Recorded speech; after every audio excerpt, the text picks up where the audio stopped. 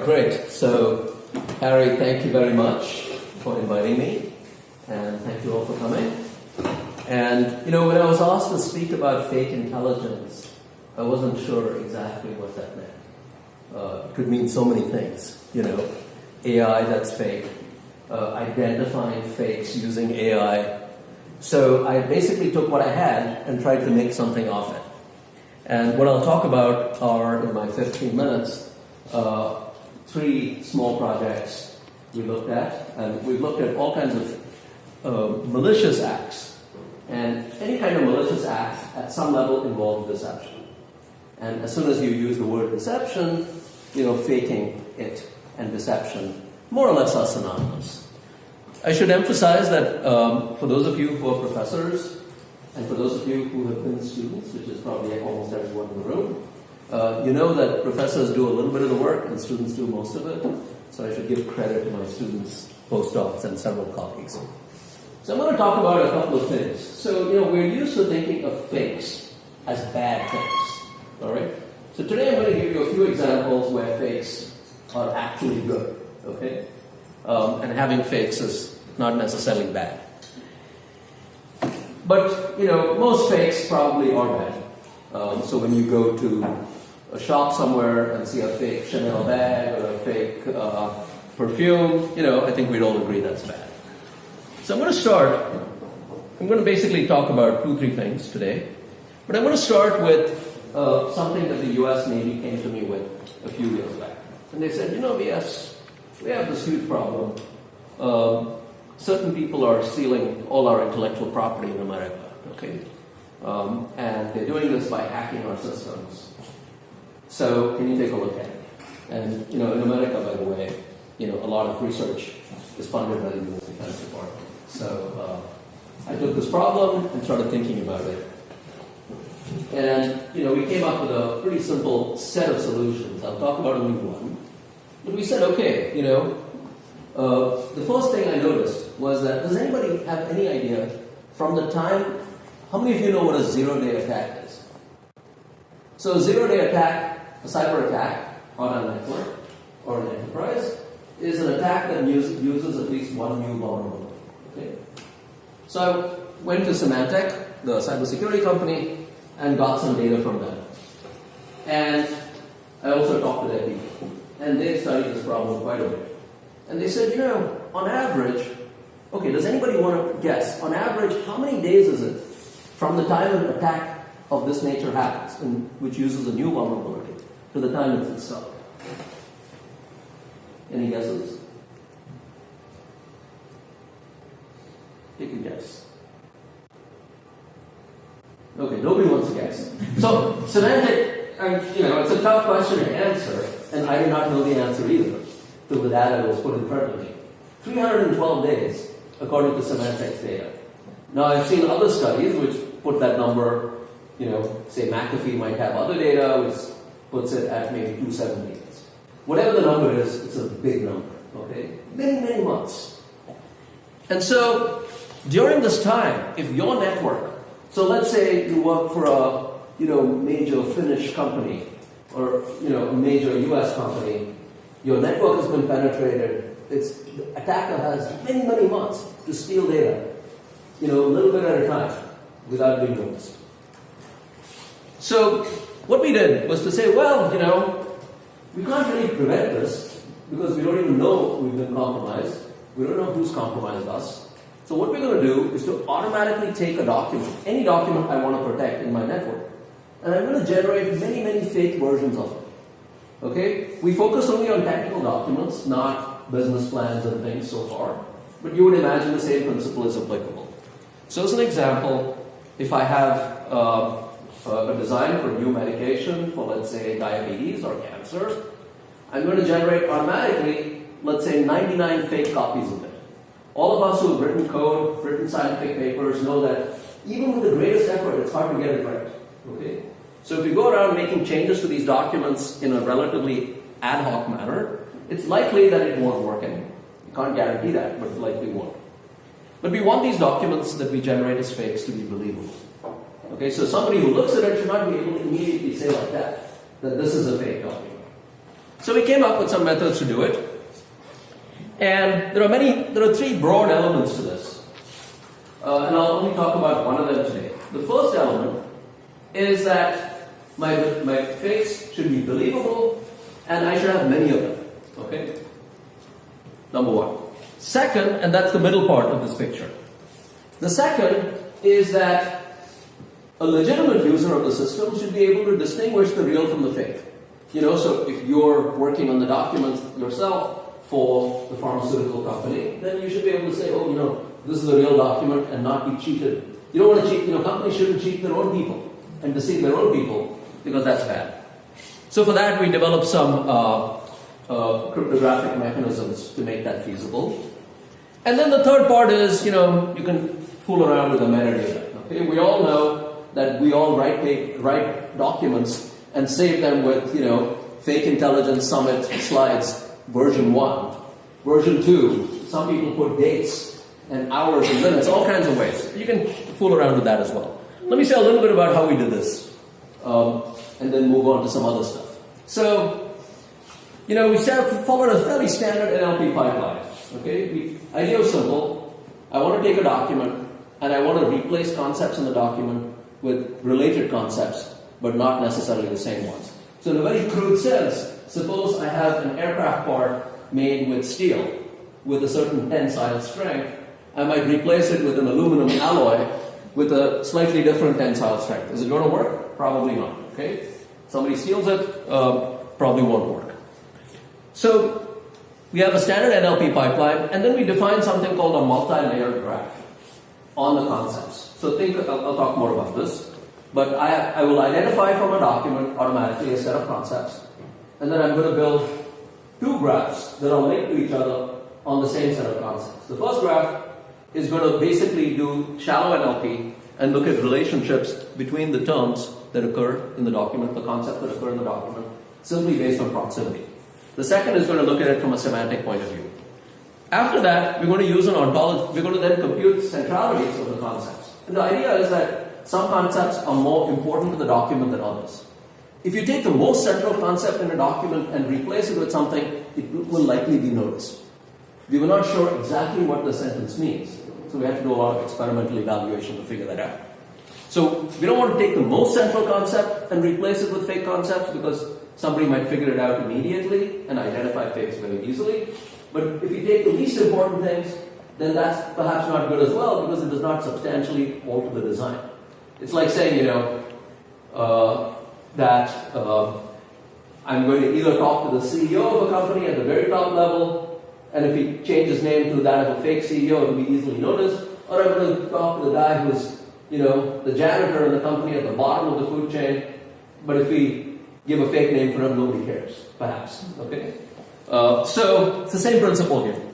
And then what we do is to say, okay, we've got to figure out how many fakes to generate, which concepts to replace with which concepts, and for this we solve an optimization problem. So by the way, the system is called Forge. I notice you use the word Forge in your presentation, but in a different sense.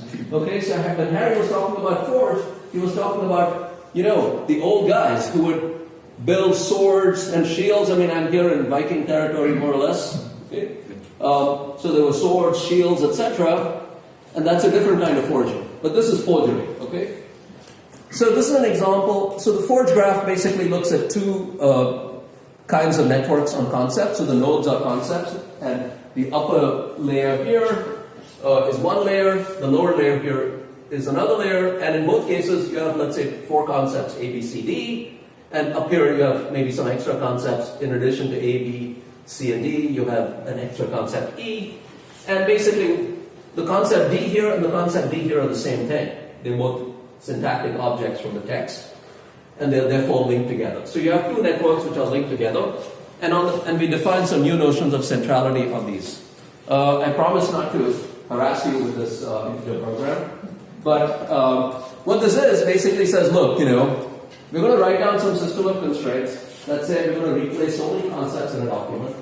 But the important thing here is that this constraint here is the one that says that we want to not replace things that are 2 important concepts or 2 unimportant concepts. Something in the middle And we do this by regulating this variable n1 and n2 in different ways. Okay, so by setting n1 and n2 to certain values, we are asking that you look at, say, the top 5% of the most important concepts, or the 5 to 20% of the most important concepts, and so forth. So by regulating n1 and n2, we get different things, and we solve this optimization problem to get a solution. Now, obviously, you know, in computer science, you cannot get away with this if you don't run some experiments. We ran lots of experiments. I'm only showing you one, okay? And when I say experiments with human subjects, because at the end of the day, this is supposed to deceive humans. So how well are we doing? So we're doing pretty well. And we gave all kinds of tests, okay? Because also academic reviewers are pretty tough.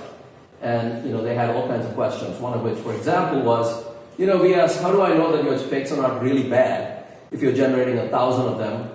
If you have 1,000 fakes versus one real. So even if they're really bad fakes and poorly generated, you might still be winning simply because you're overwhelming the adversary with a very large number of fakes. So the selection task is very, very difficult. So we tested for all kinds of things, but in particular we defined things called a deception factor. A deception factor, intuitively, a high deception factor is good because it suggests that an attacker who chooses a document. So the way you sort of evaluate this is to present a set of documents to the user. Okay, so think of a user who's penetrated your system. He sees 400 documents or 50 documents on some topic. He doesn't know which is the real one and which is the fake one. So we present him with the same 50 documents and say, choose the real one.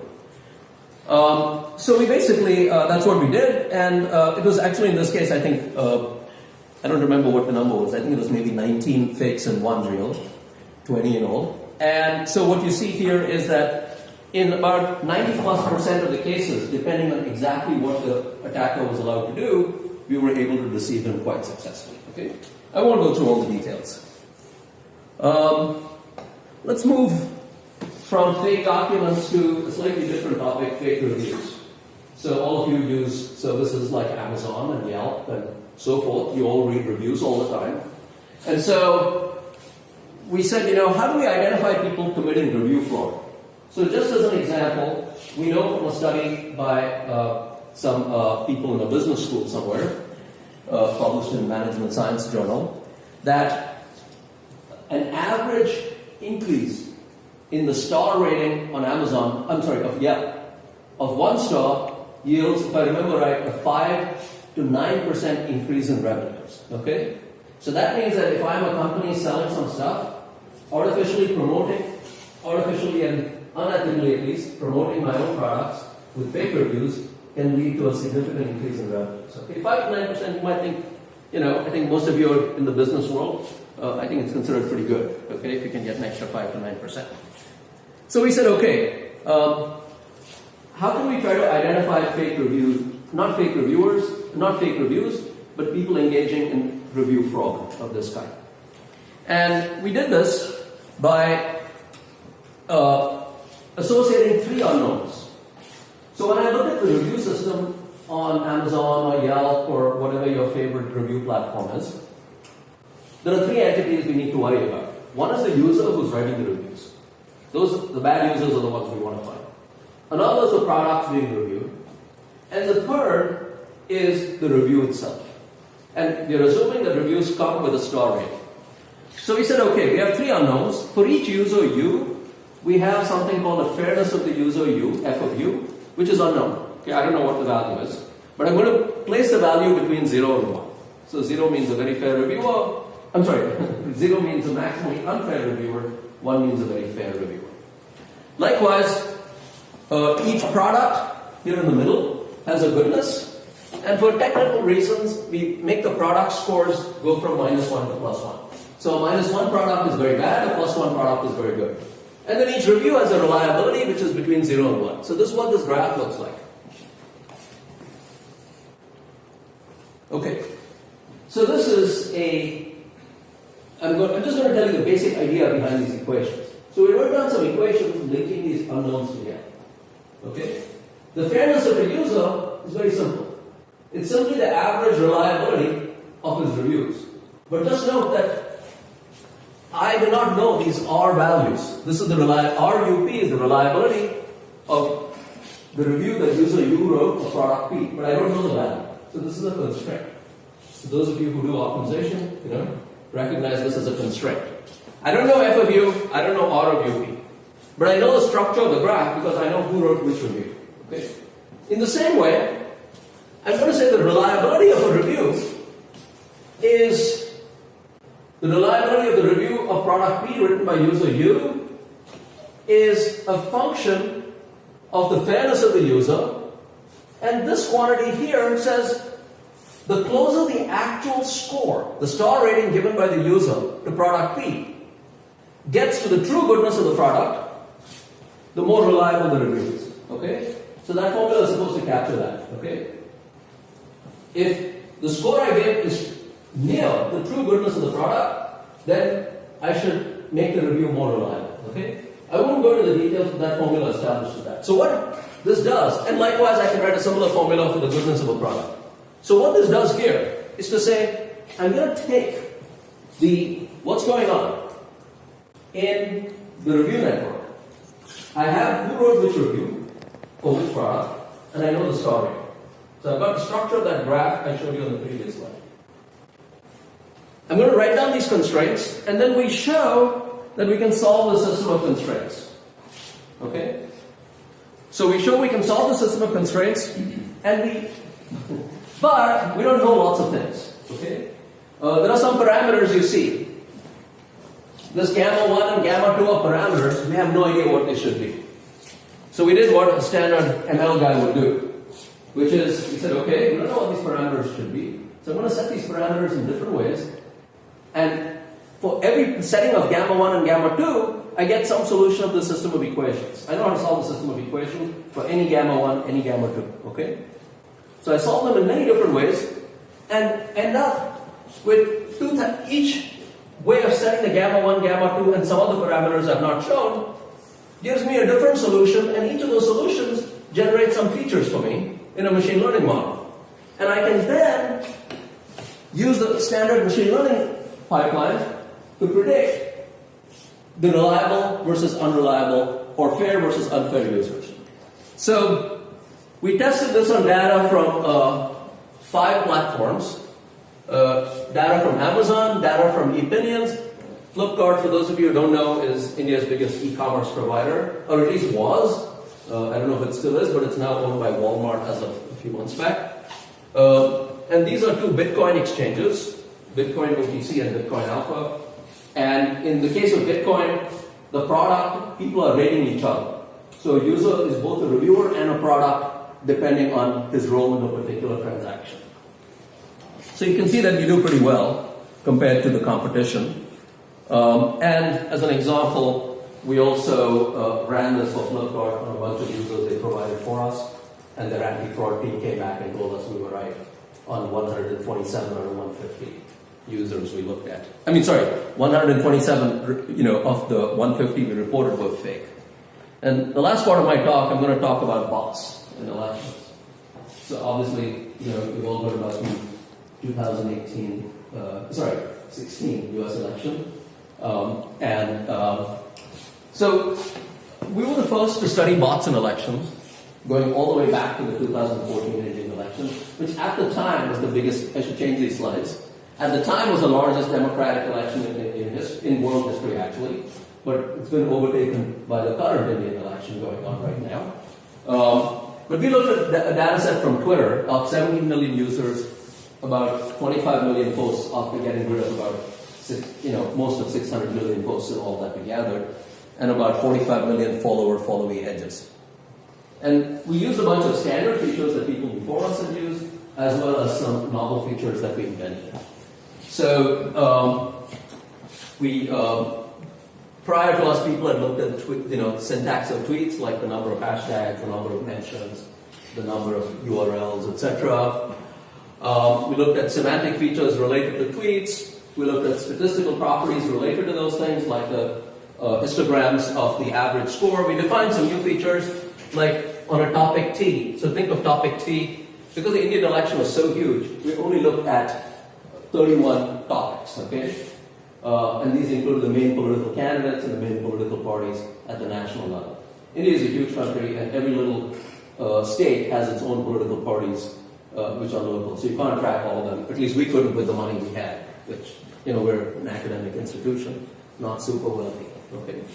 So we looked at things like, for any given topic T that is a politician or political party, how much does he flip-flop? How much does a particular user flip-flop on that, on their opinion on that? What is the variance of that, which is statistical quantity? We also defined our own notions of agreement and disagreement. We defined something called contradiction rank, agreement rank, etc. We also looked at questions such as positive sentiment strength, which is, okay, I'm in Europe. So in America, if somebody's happy with something, they say, oh, that's absolutely awesome, okay? But in Britain, they might say, oh, that's good, okay? So it's a very different sentiment. And knowing so how positive is somebody? So positive sentiment strength says, how positive is somebody when they say something positive, when they express a positive opinion? How negative somebody when they express a negative opinion, etc. So we looked at things like this. And on the Indian election, so I've got some questions for you to think about, okay? We studied bots in that election, and questions such as who flip-flops more, humans or bots? Whose positive opinions are stronger, humans or bots? Whose negative opinions are stronger, humans or bots? Who tend to write more tweets with sentiment, humans or bots? And who tend to be more inconsistent with the rest of the population, humans or bots? So, anybody want to take stabs at the answer? Again, it's okay to be wrong. I didn't know the answer either. I had to collect the data and analyze it, and only then figure out the answer. Yeah? To all questions, humans. Actually, yes. You're right. Okay. Why? So you got the answer. I did not have the answer, but I guess. How did you figure that out?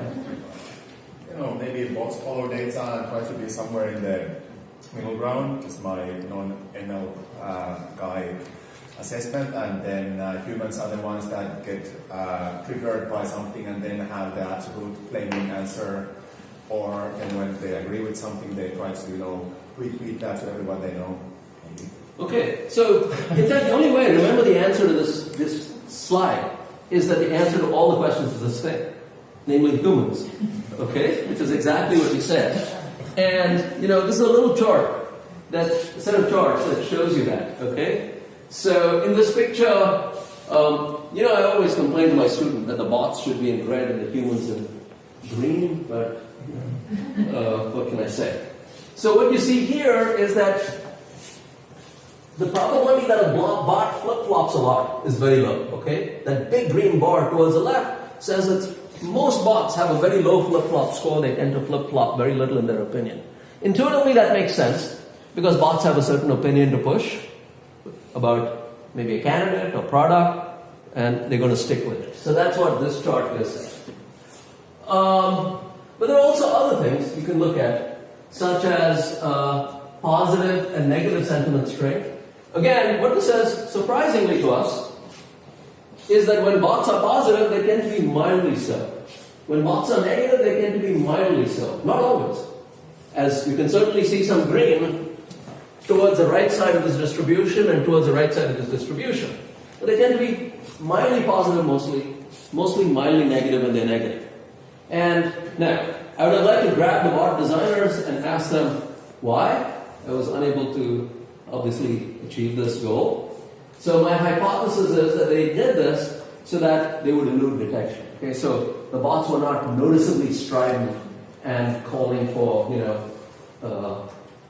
making extremely controversial statements. They were going with the flow. Okay, so you can see all this was replicated in the U.S. election of 2016, but with variations. Okay, the Russians actually improved on this quite a bit. And then I want to go over a real bot detection. So DARPA, I view this as a game actually, okay? So DARPA, which is the Defense Advanced Research Projects Agency in the US, which is the big funder of computer science, biggest funder of CS research in the US. Let me rephrase that. Biggest funder of high-risk CS research, okay? Ran a challenge some years back to identify bots on Twitter. And they ran it over a period of 28 days. So think of it as a sort of 28-day exercise. And you could, and there was a server, at any point in time, you could say, I think at Harry Yatamo is a bot, okay, or at VS is a bot. If you were right, you got 1 point immediately. If you were wrong, you lost a quarter point, okay? So there was a penalty for losing, but it was not 1, okay? It was a quarter. And then there was a rule that said that obviously in the real world, if there's an influence campaign going on, and there are bots trying to surreptitiously influence opinion, you want to find them as fast as possible, right? You don't want to wait for 28 days to find them if you can find them in 10. So what they said was, if you find all the bots before the deadline of 28 days, we will give you a bonus point of 1 point for every day that you save. Okay, so if you find the bots by day 20, you'll get 8 points extra added to your score. And the winner is whoever has the most points. Okay, so the only thing we were told was the following. We had to identify bots that were seeking to influence opinion to be positive towards vaccination. Okay? You know, there's a huge controversy nowadays about measles vaccinations in the US and Europe as well. I haven't followed it, okay? But, I mean, there are people who don't want to vaccinate their kids against measles, okay? So anyway, but this was towards vaccination. Bots seeking to influence opinion toward vaccinations. The whole process of where these bots came from is a little murky, okay? And I'm not entirely sure. But we looked at the bots. We looked at it, and so you could not, so we found a lot of bots. Bots involved in spam. Bots involved in influencing opinion against vaccination. Bots involved in all kinds of other activities. If we had guessed those, we would lose a quarter point, okay? Because those were not bots seeking to influence opinion towards being positive towards vaccination. The second problem, our first intuition was, oh, we already did this Indian election study, let's use that, okay? But you know, the main thing in machine learning is to remember that your classifiers are detecting things on the basis of some assumption about a generative model used to produce the phenomenon. So there's an assumption that there's some underlying statistical process or process that is generating the data. Okay? Your classifier is trying to find that process. But interestingly enough, you know, I warned my team that we should use the Indian election finding, but with great caution. Because we had no clue. There was no training data, right? They didn't tell us that we were watching this live, just like you might watch, you know, something about fake intelligence live on Twitter today. Okay, we were watching this live, and nobody was telling us this is a bot from the competition, or this is not a bot. So no training data and no labels. All right. So it was very interesting. We started with our list of features we've used in our Indian election data, but we had no training data. So we basically had feature vectors for each user each user ID in the competition, and then we said, okay, you know, now, so every team that participated used a human-in-the-loop process. Okay, so there was intelligence being generated by the algorithms, but I don't know if I'd call it fake intelligence, but it was inadequate intelligence, okay? The algorithms were insufficient to the task. Every team that participated in the challenge used a human-in-the-loop review, okay? Including us. So the first thing we did was to basically say, okay, I have unlabeled data. So the natural thing you do if you're an ML guy with unlabeled data is you cluster, right? So we clustered everything. We had some nice interfaces and stuff. I mean, not as nice as the stuff you guys do, okay? Because you guys develop games, I don't do that. But we had all these interfaces, and so we looked at all these clusters, and we said, okay, you know, we had some algorithms to summarize clusters also for us. And we said, okay, you know, this cluster looks very promising, this cluster looks less promising, okay? And so we were able to say that certain clusters were much more pro-vaccination. Clearly, if the cluster was not pro-vaccination, we could safely ignore it, okay? At least that was our goal, okay? So we basically focused on the pro-vaccination clusters and started identifying bots, okay? And then we found a few. And then we said, okay, we learned something about the process because we guessed and we were right.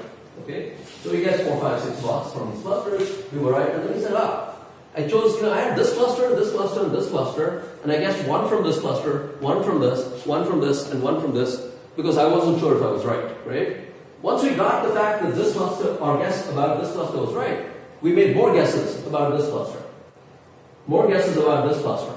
So what that meant is that we now had some label data that gave us some assurance about what's happening. But notice that I was not doing classification right off the top. Okay? I was using an ad hoc process that used a mix of clustering and classification to make the guesses. Because now I was able to ask the question, okay, which other accounts in this cluster where I made a correct guess is correct, is likely to be correct. Okay? So we're able to make those guesses. But then some very interesting things happened. So there were two things we had not anticipated. One was that the bots, so we learned after the competition that DARPA had two teams that were generating the bots, who were in competition with each other to cheat us. Okay? And all the other participants discovering bots. Okay? We didn't know that. They perhaps knew that we were going to, they knew there was a competition. So there were two generative processes that were there. And again, for those people who know machine learning, most classifiers assume one generative process. But in this case, there were two unbeknownst to us. The second thing was that one of the teams did something very interesting. Actually, there were two interesting kinds of bots that they developed. In one, remember, we were supposed to find pro-vaccination bots, but they created anti-vaccination bots. Okay? So what that meant is that these guys created bots that were against vaccination. But then what these bots did was they would put out tweets to the leaders of the anti-vaccination movement. Okay? So suppose I'm anti-vaccination, and sorry to pick you, but it's sitting right next to me, you're the closest, nearest neighbor. Let's say you're the head of an anti-vax movement. Okay? So what I would do is, this bot would put out tweets, explicitly mentioning you in the tweets. So you look and say, oh wow, okay, great, another anti-vax account saying all the right things. So you would spread the message. Okay, you would retweet it. So now all the anti-vax followers were getting my tweets from one of the leaders of the anti-vax movement who they trusted. Then at some point, what this anti-vax bot did was to turn and become pro-vaccination. Okay? So if you didn't follow this weird dynamic, I have to say, anytime you participate in a competition, there's some element of luck in winning, okay? So we went through a lot of due diligence, but did we have some luck? I think the answer is probably yes, okay? The second kind of bot was also pretty insidious, okay? What this other kind of bot did was it would put out anti-vaccination tweets. Okay, so it was not tweeting to the members, the leaders of the anti-vaccination community. It was just putting out anti-vaccination tweets. But they would include links. But when you clicked on the link, it would have beautiful pictures, comprehensive explanations of why you should vaccinate. Okay?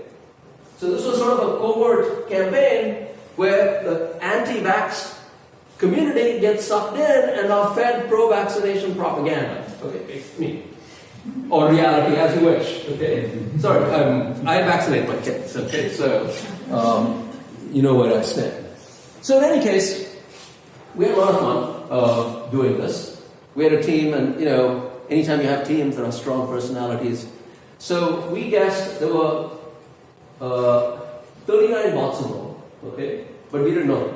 Okay, so we made one incorrect guess. Okay, so we made 40 guesses. 39 were right, and we got them all. However, the biggest fight I had in my team wasn't when to stop guessing, okay? So once we guessed all the bots, we didn't know we guessed all the bots, right? We made our 40 guesses, we knew 39 were right, but we had no idea if there were more out there that DARPA was expecting us to guess. So, again, this is the fortunate luck part, right?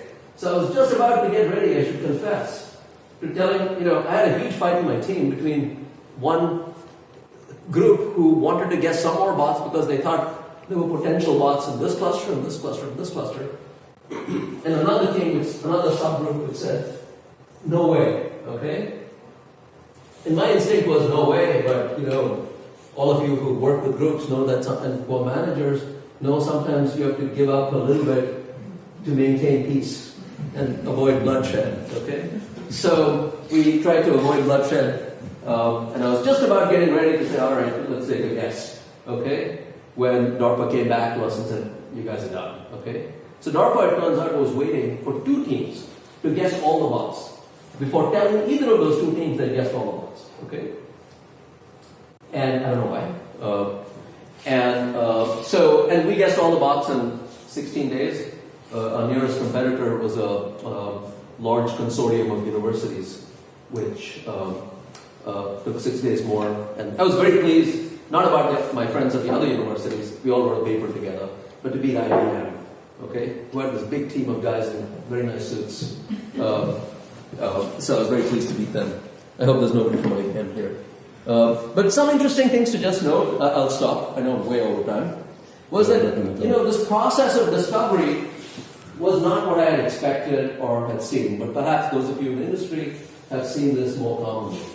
We had a set of bots, which we discovered in phase 1, with some set of features. But once we learned those features, we dynamically added more features, okay, to it, based on what we learned in the first phase. And that helped us a lot. And then we were using mixes of 3 things: classification, clustering, and outlier identification as tools. And even to this day, so I wrote a couple of papers later on merging clustering and classification for better classification. But I haven't seen anything to date which does this in a unified, uniform way across the board. And I'm not even sure it's useful, and maybe this was a very ad hoc thing that we did, but it worked.